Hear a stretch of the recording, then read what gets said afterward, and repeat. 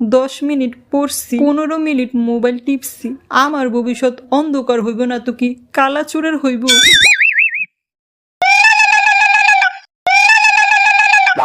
কালকে রেজাল্ট দিব আর তুই নাক টেনে ঘুমাস? এত দায়িত্বহীন মানুষ কেমনে হইতে পারস তুই? শোন, আমি 4-5 জনেরটা দেখে পরীক্ষা দিচ্ছি। একজনেরটা না হলেও আরেকজনেরটা হইব। শুধু পাস না, বিপুল ভোটে A+ পেয়ে পাস করব।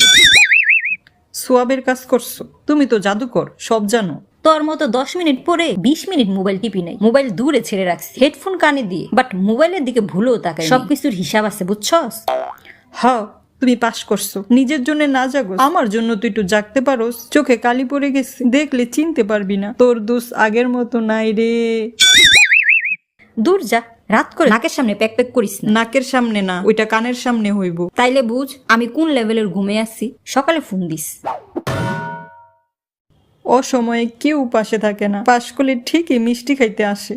এই রাত শুধু আমার, আশেপাশে কেউ নেই, সবাই ঘুমে। এই রাত শুধু আমার।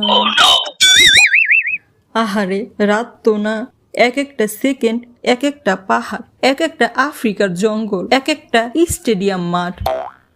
আবার কি হইল? কত পড়ছি আর মোবাইল দেখছি, কত পড়ছি আর মোবাইল দেখছি রে। বালা করছস? কেমন জানি লাগতাছে। আমার রেজাল্টটা তুই দেখে আসিস। কে, তুই কি শাক টুকাইতে যাবি?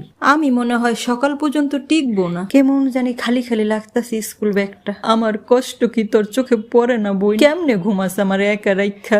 তুই কি আমার লগে প্রেম করতাছস? নাউজুবিল্লাহ, আস্তাগফিরুল্লাহ। তাইলে আমার এমন ডাইলগ শুনাসকে? নিজে তো ফেল করবি, আমারও সাথে করাবি। কত কষ্ট করে 2 চোখে তালা দিছি, দিলি তালা খুলে।